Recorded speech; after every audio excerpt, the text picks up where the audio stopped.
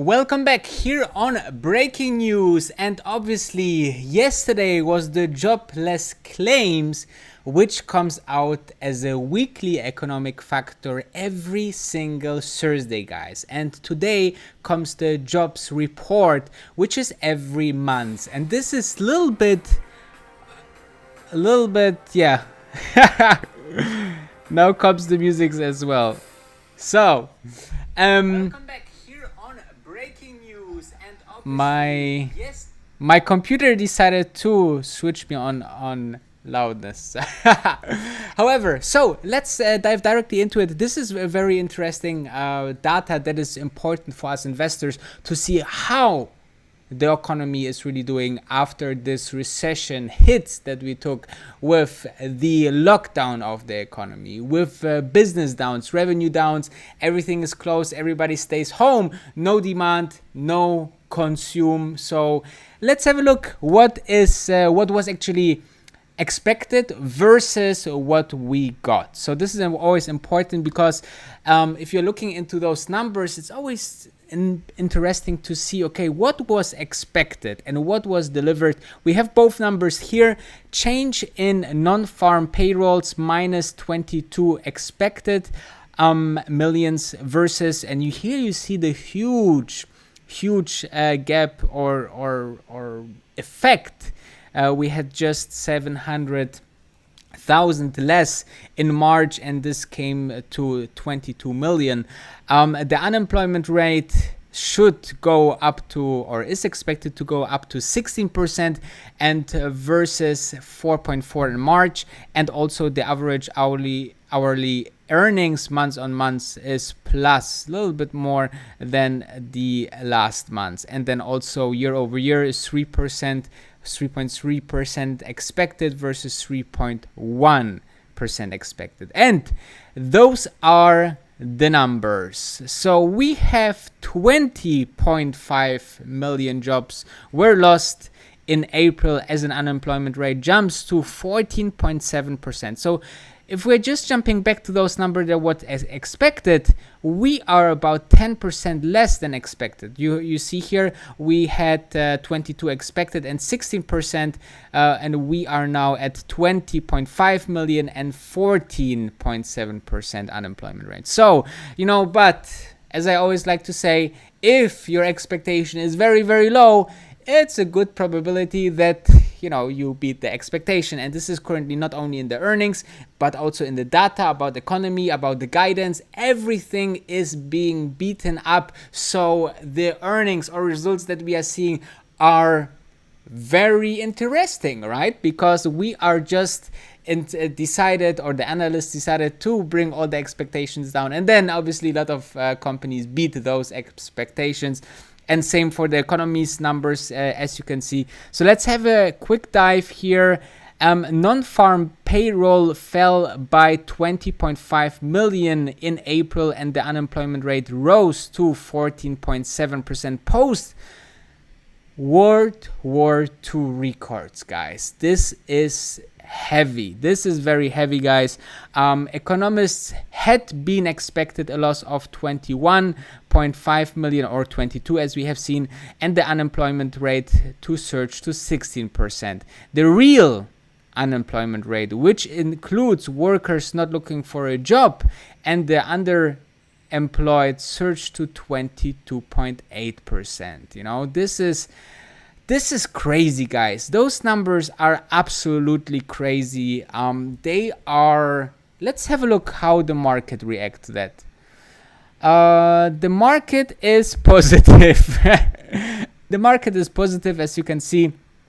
Better even than before the thing. Even gold lost a bit now apparently on those news, but as you can see here, the futures S&P 500 rose 1.14%. the Dow futures are up 1.11%.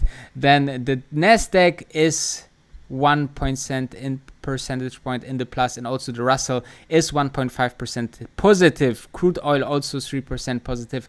So as you can see, I also had the feeling that a lot of investors are going now into this Nasdaq. You know, everybody looking for those big companies that should rescue us from all of this, like Apple, like Amazon, like Microsoft, all these big companies that making a huge part of the S&P. Let's have a look if I find this real quick here.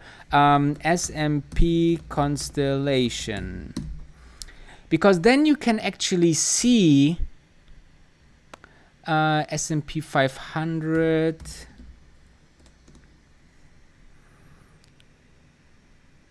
Let's have a look if we can find. So those are all the companies that are in the S&P 500, but I want to see how much percentage each company is actually contributing to each one. S&P percentage each company. Here, S&P 500 each company weightings. So let's have a look if we find something.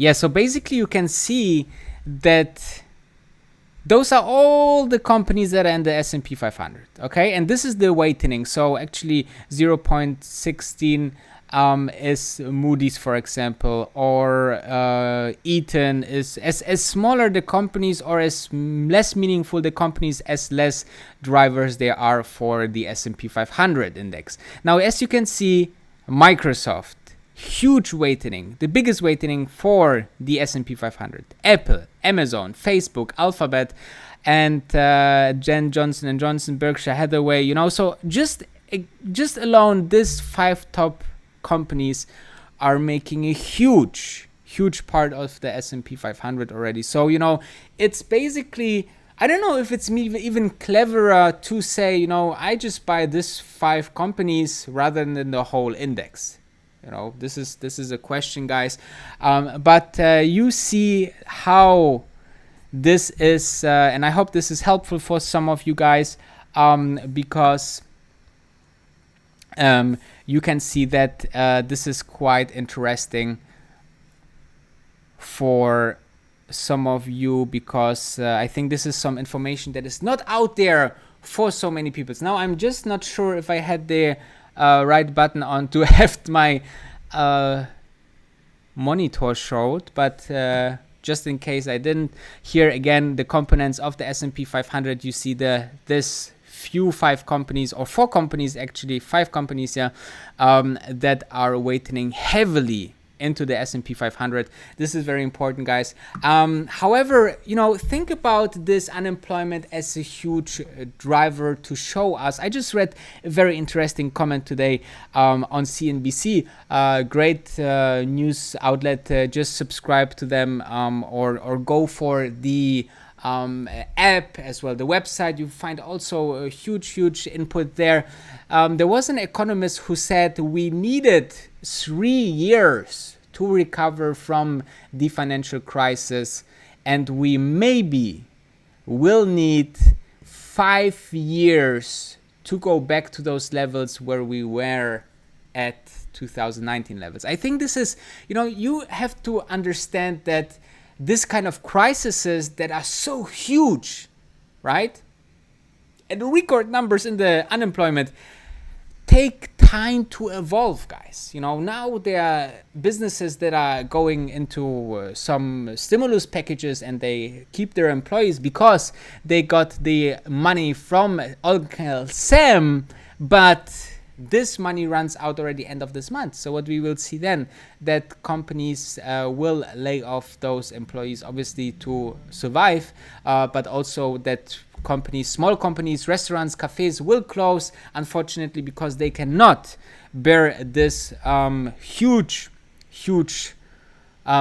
pressure from the whole crisis. You know, let me know in the comments what you guys think, but I think that is something, it's not to count on one quarter and everything looks quite nice. We need to see Q2, Q3, Q4, the GDP, all these factors together with the unemployment that you will see here always on this channel. Maybe subscribe or maybe like if you're new here. Thank you very much for watching, and I see you later on with my daily vlog and obviously with my daily live stream.